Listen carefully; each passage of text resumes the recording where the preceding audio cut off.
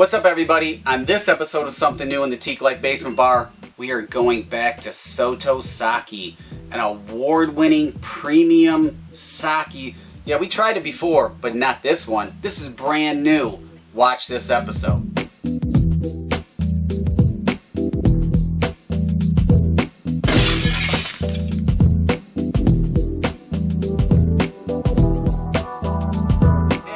I'm Don Ferguson, and welcome back to another episode of Something New here in the Teeqlife Basement Bar, where we try spirits from all over the world. So if this seems like your thing, hit the subscribe button now, turn the notifications on, and make sure to share it with all your friends.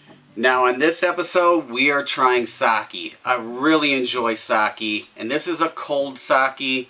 Soto, here's some of the particulars about this brand. Alright, let's get to some of the info about Soto Sake. Now, this is a Premium Junmai Sake. Junmai is Japanese for pure rice. Soto means outside. The brand, kind of their moniker is a celebration of Earth's most purest elements brought together to make a premium, all-natural product. Now, Soto is all-natural, gluten-free, no additives, no preservatives, no added sugar. That's pretty important, especially nowadays in the spirits industry. No sulfites. I love it. It's unaged. It's 14% ABV, which is right around 30 proof. This sake is best served cold, kind of like a white wine, and right around 55 degrees Fahrenheit or 12 degrees Celsius. Now, in the production process, they use finely polished rice in mountain water from the Niigata Prefecture. The polishing of each grain allows for a more refined flavor. It keeps the body medium and really elegant for sipping. Let's get to the tasting. Okay, so I got my glass and we're going to start the pour. We're going to kind of let it aerate, but I don't think you really have to, although it's like a white wine. So when you're selecting a glass for a sake, there's a bunch of different ones you can use. You can use a tasting glass like this, but I chose to do it in a basic kind of wine glass because it kind of lets it aerate a little bit and seems kind of elegant and classy. Now, Soto is very familiar to this platform. We tried this one before, so if you want to learn a little bit more about this award-winning sake that they have in their portfolio, just hit up there, okay? Well, we're going to leave that right there. But right now we're just letting it aerate, and we're going to talk a little bit about the bottle, and that's why I wanted to bring this one out too, so that way you can see they're really extremely similar. This one's just all black with white writing, very sleek, screw cap as well. Just doesn't have the fancy denim, I don't know what you would call this, like neck protector? Turtleneck? Handkerchief? I don't know. But it is kind of cool and it stands out. Excellent sake. So, color. I mean, it's sake, so it's clear. You're not going to get, much tears or anything like that. We talked about the ABV already. So, I think it's just ready to go in and taste. So first I wanted to do the aroma. The aroma, I'm getting... You're getting rice, so I'm getting almost like a nuttiness, which is interesting. Kind of a subtle, faint, if you've ever been to like an apple orchard, and you kind of have that aroma of apples in the air, it does really kind of remind me of that. Interesting. A tad bit of light caramel as well. So let's taste now. Now, this is chilled, as it should be. High-end sakes you want chilled. Typically, the low-end sakes you would have warm because it kind of adds to the flavor, makes them a little bit better, more palatable. This is really clean, very light, very faint. It's like a white table wine, very refined and elegant. Just really good as a sipper. But man, it's just, it's extremely balanced. Got really good flavor. You do get a hint of apple in it as well, like maybe a soft, sweet Fuji apple, or Macintosh. We're here in Michigan, so we kind of are known for apples, so to speak. I don't know. This is really good. I mean, if you are a sake fan, and you want to look into expanding your sakes in your home personal bar, or when you go out, have a nice glass of sake. This is really good. This is actually really good. And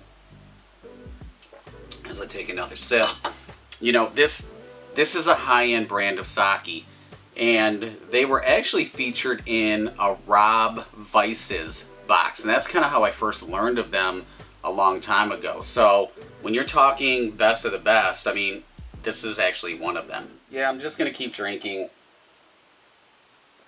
It's chilled. You definitely want to chill this one. It is so light. I mean, we have a lot of wineries here in Michigan as well, and it's just a very nice, subtle, I would say, sake wine. If you're a wine fan, this is excellent. So 100% Teeqlife approved. Just flash it right now. Get that over with, because I'm going to continue to drink. And, you can drink sake a couple of different ways. I know there's sake bombs. You can drink it neat. You can drink it chilled, which I think is the best way. You can make a cocktail out of this as well, and I'm going to definitely try that, which is 3 ounces of Soto Sake and 2 ounces of coconut water. Sake sales are up, 3% since 2016, so it's really kind of taken over in the spirits market. This is a highly awarded brand. Let's talk a little bit more about those awards. Now, Soto Sake has won multiple awards in the key tasting competitions around the globe.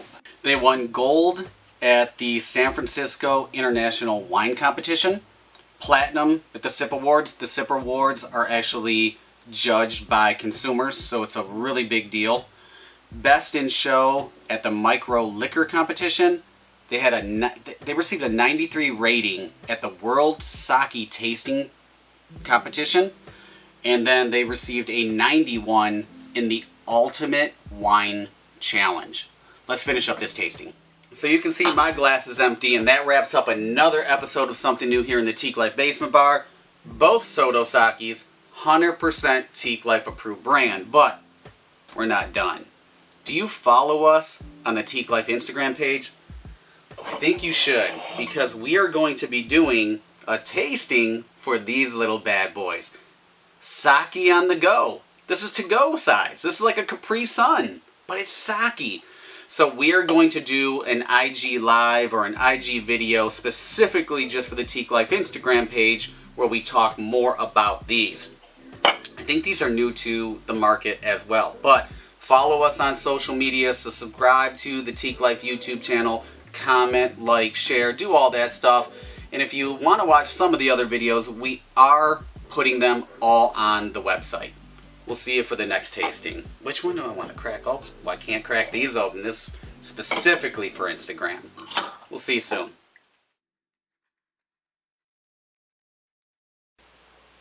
You're still watching? It's the end of the video. We're just going to have to do another Teeqlife truth. So we just tried sake. Sake is a traditional Japanese alcohol made from fermented rice. I think everybody knew that. It's also Japan's national beverage, and it's served during ceremonies, special events, and national holidays. Like the ones you get together with your family and argue throughout the dinner, something like that. The origins of sake, they actually are unclear because they predate recorded history. The earliest known production was China around 500 BC. That's before Christ. Sake initially was a government monopoly. It wasn't until the 10th century where temples and shrines, they began brewing. And for centuries, temples were the main brewers of sake. Around the 1300s, sake was the biggest beverage in all of Japan. Now here's where it gets fun. From 1868 to 1912, new laws permitted anyone to brew sake. So anyone, your brother, like it was almost like moonshine. Anybody could do it, but it was legal. Here's what happened though. Within a year, 30,000 new breweries opened up in Japan. What did the government do? They increased some taxes. 2/3 of those breweries actually shut down.